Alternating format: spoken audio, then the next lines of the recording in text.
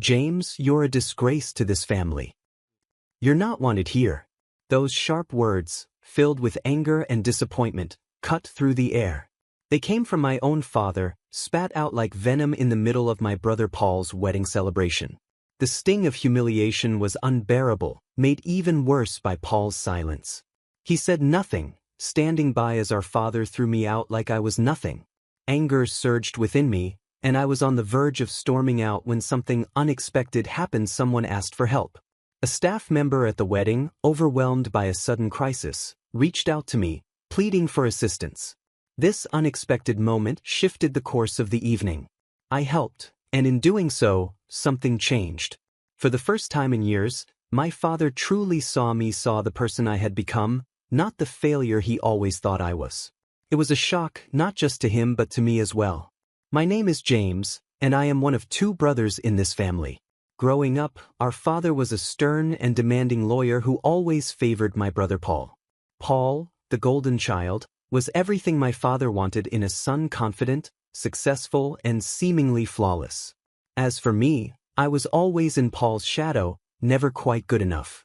There was no time for play or leisure in our house. Every moment was dedicated to studying or lessons, and any joy I found was quickly crushed by my father's disapproval. Despite my relentless efforts to match Paul's achievements and win my father's approval, I constantly fell short. The final blow came when I failed the entrance exam for a prestigious school my father had his heart set on. The silence that followed from him was deafening. From that moment on, it felt as though I had disappeared in his eyes. His focus shifted entirely to Paul, leaving me behind, and even my mother's quiet support couldn't fill the growing emptiness. Determined to escape the suffocating environment at home, I made a difficult decision after high school. I left without saying a word to my father. I left only a note for my mother, telling her that I was going to make my own way. I found work at a hotel, where I could both live and earn a living. The hotel became my sanctuary, a place far removed from the expectations and judgments of my father. In the hustle and bustle of the guests and staff, I found a sense of freedom and fulfillment that I had never known at home. But the job wasn't easy. The hotel manager, Brian, was strict and demanding. Every mistake I made was met with sharp criticism, and as someone fresh out of high school, I made plenty of mistakes. "James, another error? How many times do I have to tell you?" he would say, pushing me to do better. But unlike my father's cutting remarks, Brian's feedback wasn't meant to tear me down. It was constructive, and when I earned his praise, it gave me a sense of pride and motivation that I had never experienced before. One moment in particular stands out: Los Angeles, the busiest time for the hotel. I had completed all my required training, and the pressure was at its peak. Everyone was rushing, tensions were high, but I was determined to prove myself. This was my chance to show that I was capable, not just to Brian, but to myself. In that moment, surrounded by the chaos of the hotel, I realized that I didn't need my father's approval to find value in myself. I had built something on my own, and that was worth more than any acknowledgement from him. This journey had been long and painful, but it led me to a place where I could finally see myself clearly, not as a failure, but as someone strong and capable. That year, I was entrusted to work independently for the first time, and it was more challenging than I could have imagined. The hotel was packed with guests, far more than usual, pushing our resources to their limits. The chaos of serving dinner, both in the bustling dining hall and through room service, reached an intense peak. Although I was still new to the job, I threw myself into the work, knowing that my inexperience might make things harder for the team. But I was determined to do my best. Then, on Los Angeles's day, just when things seemed manageable, a colleague fell ill. We were already short-staffed, so I knew I had to step up. I pushed myself beyond my normal hours, doing everything I could to keep things running smoothly. For a moment, it seemed like we had survived the worst of it until disaster struck. A pipe in the kitchen burst right in the middle of the dinner rush. The kitchen flooded, and with no plumber available on Los Angeles's day, the situation quickly spiraled out of control. The stress was visible on Brian, the hotel manager's face, as he tried to keep everything together. In a moment of desperation, I stepped forward. "Brian, can I try fixing the plumbing?" "I think I can do it," I offered. He looked at me with doubt, but we had no other options. After a brief hesitation, he nodded, giving me the go-ahead. What no one knew was that my time in a science-focused high school had given me a basic understanding of plumbing. With this knowledge, I set to work.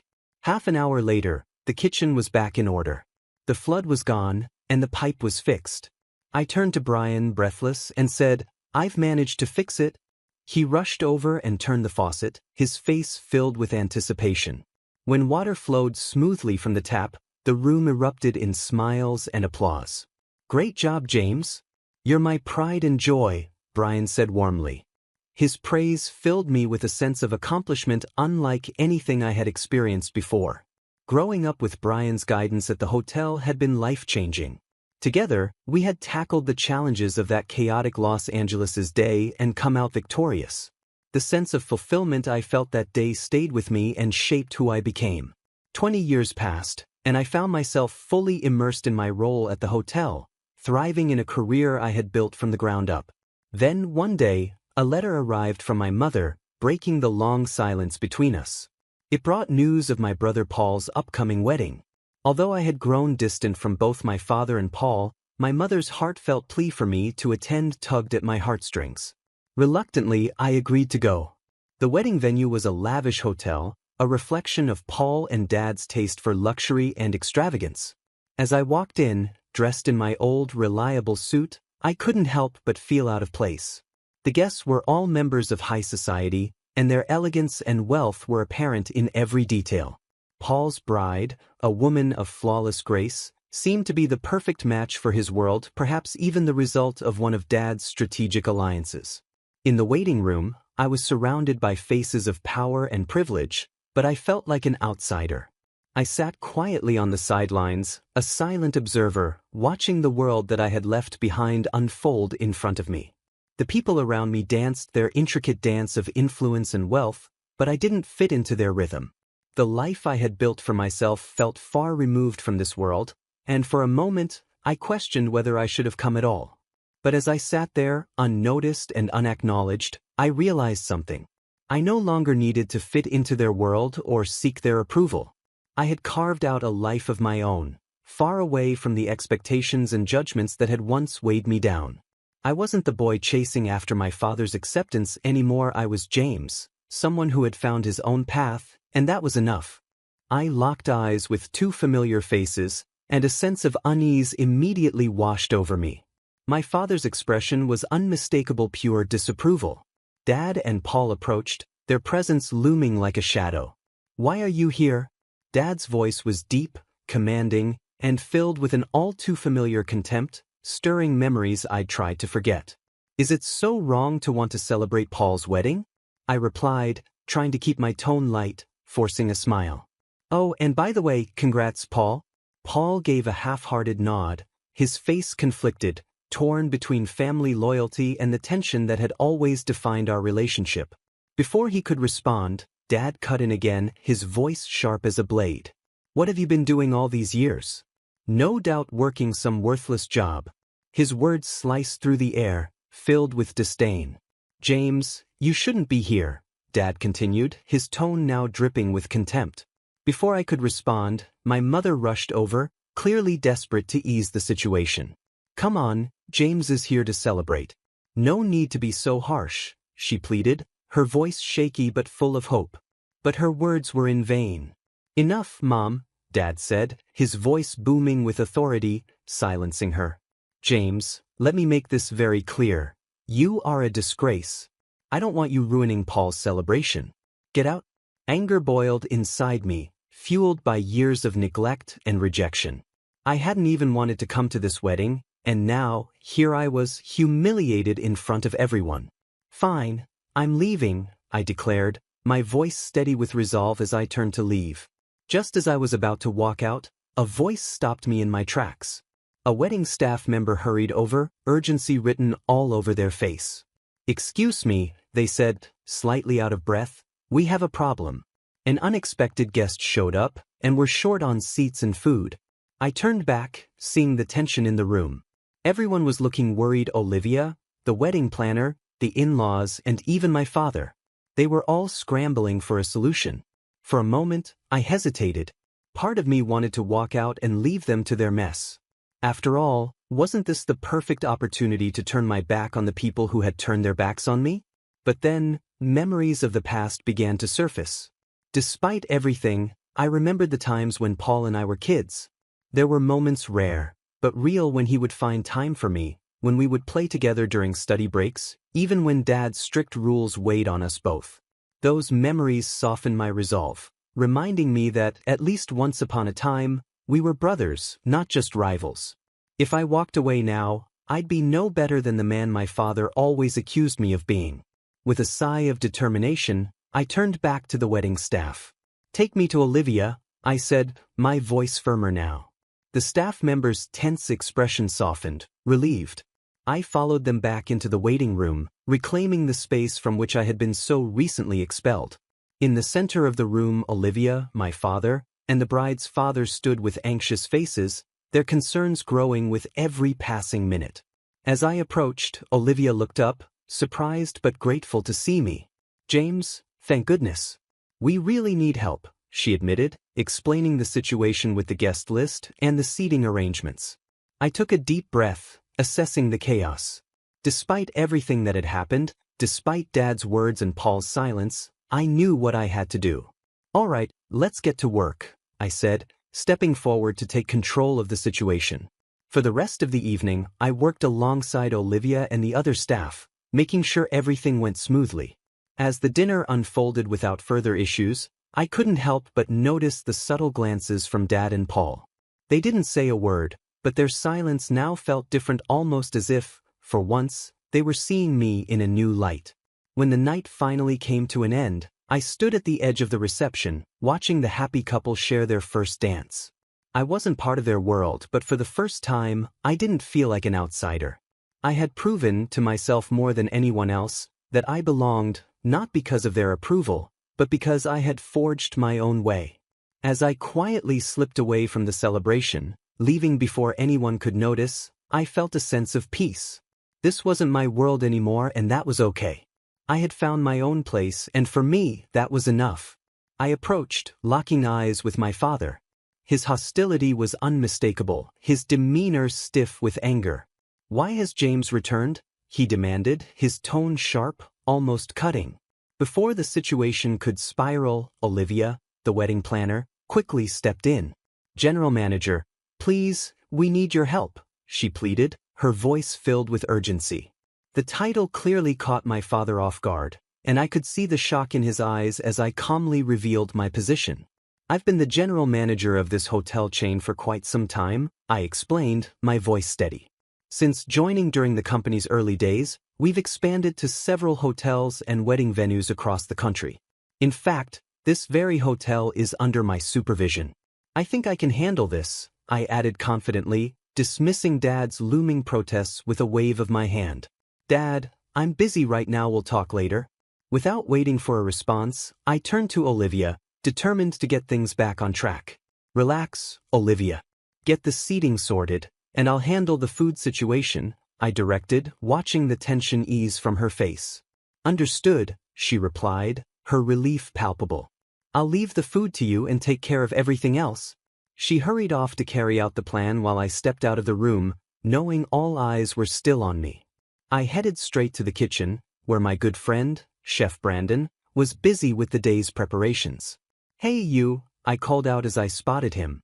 "James, what brings you here?" he asked, curious. "I'm actually a guest today," I explained, shaking my head with a chuckle. "It's my brother's wedding, but we've run into a little problem, we're one meal short. Think you can help us out?" Brandon grinned. "Of course. I'll whip something up. Don't worry about it. Thanks so much. I owe you one, maybe dinner next time," I said, relieved. "Looking forward to it," he replied with a wink, already moving to prepare the missing meal. After tying up a few loose ends, I made my way back to the waiting room. Most of the guests had already moved to the ceremony area, leaving only my parents and the bride's family behind. I approached them and announced, "The issue is resolved, an extra meal is on its way." Relief washed over my mom's face, and the bride's parents smiled gratefully. Even my father, though still conflicted, seemed to be holding back his usual sharp criticism. His pride was clear. though his words were much softer this time. "James, thank you. Because of you, the celebration can go on without a hitch," he said, his gratitude genuine. "All in a day's work as a general manager," I replied with a small smile, feeling a quiet sense of victory as I led them to the ceremony hall. As the lights dimmed and the bride and groom made their grand entrance, I couldn't help but be captivated by their radiance.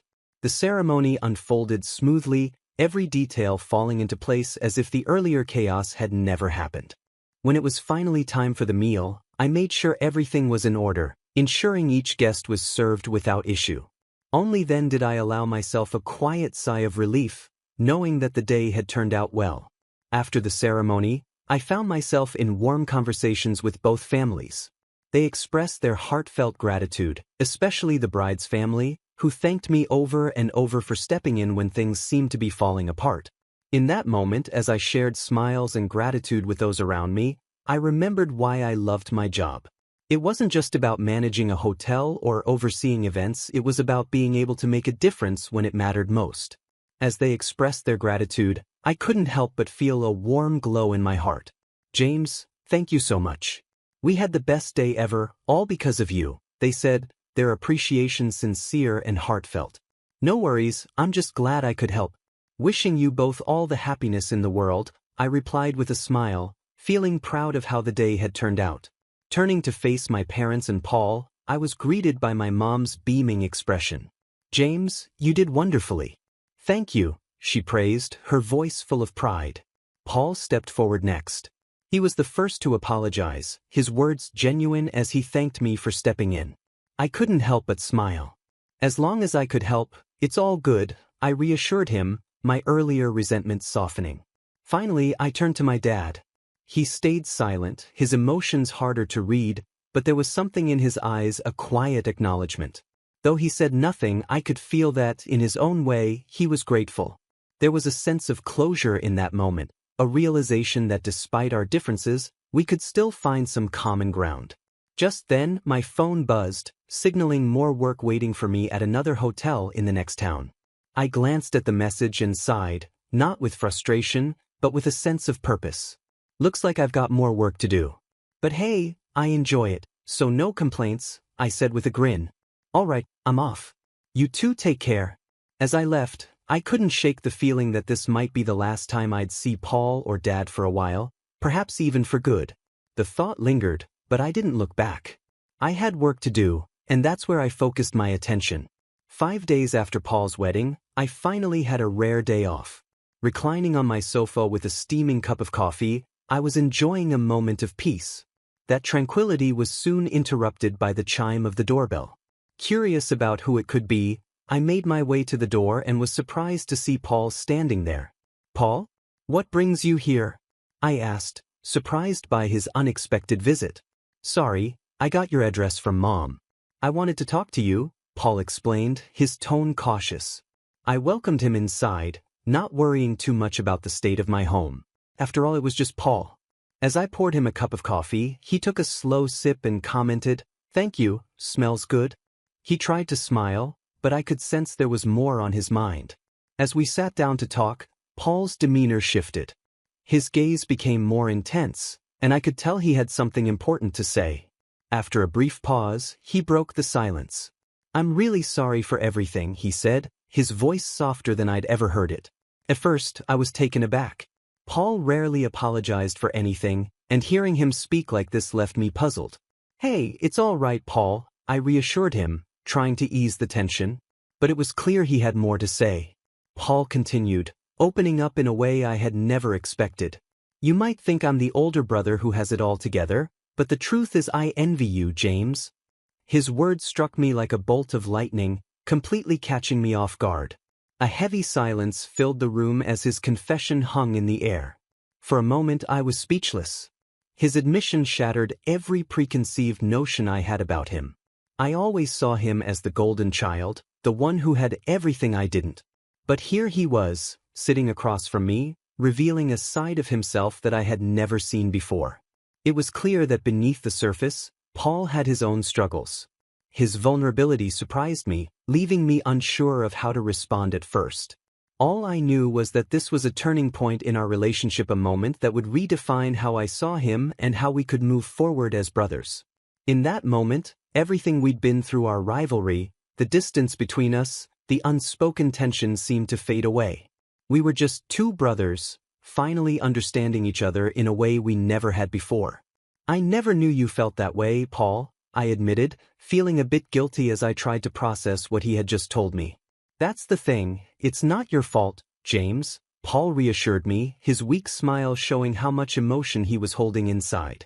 At that moment, I felt a sense of understanding between us, bridging the gap that had been there for so long. Paul, I'm sorry, I never realized you were struggling too, I confessed, feeling regret for not seeing it sooner. His smile, though faint, said more than words could. It's really not your fault, he repeated, his voice soft in the quiet room. We finally began talking about the things we'd never said before, and it made our bond stronger.